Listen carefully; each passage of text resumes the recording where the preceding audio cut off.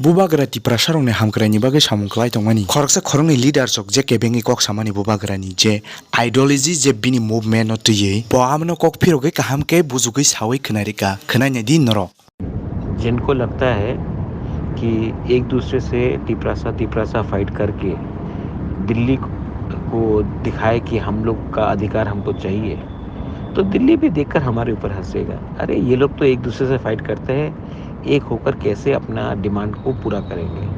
हमारा कमज़ोरी, आप हमेशा बोलते हो कि इसने हमको दबा के रखा, उसने हमको दबा के रखा। कभी आपने सोचा है कि हमारे लीडर्स लोग अपने पर्सनल स्वार्थ के लिए एक दूसरे से लड़ते लड़ते हमने दूसरे को जगह दे दी अपने देश में। अरे कभी तो सोचो। थानसा का मतलब सिर्फ बोलने से नहीं होता है, आपको अंदर विश्वास करना पड़ता है। और जब दिल्ली में हम लोग बात कर रहे हैं तो इस समय झगड़ने से हमको कुछ मिलेगा या हम कुछ हारेंगे, ये आपको समझना चाहिए। जो लोग नहीं समझते हैं, ठीक है, वो अपना दुकान चलाएंगे, बिजनेस करेंगे, लेकिन जिसको अपने कम्युनिटी को कुछ देना है उसको लगता है कि मैं ये फ़ाइट कर रहा हूँ, लेकिन ये लीडर लोग खुद ही नहीं समझते हैं कि ये फ़ाइट अगर हम जीतेंगे तो हमारा पूरा कम्युनिटी जीतेगा, सिर्फ मैं अकेला नहीं जीतूँगा।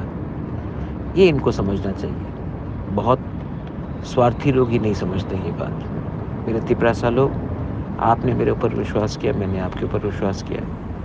मैं फ़ाइट कर रहा हूँ। कभी कभी अकेला लगता है मुझे कि मैं अकेला फ़ाइट कर रहा हूँ, लेकिन फ़ाइट कर रहा हूँ क्योंकि मैं चाहता हूँ कि महाराजा वीर विक्रम का नाती भी अपने लोगों को कुछ दे, खुद के लिए नहीं रखे, लोगों को कुछ दे।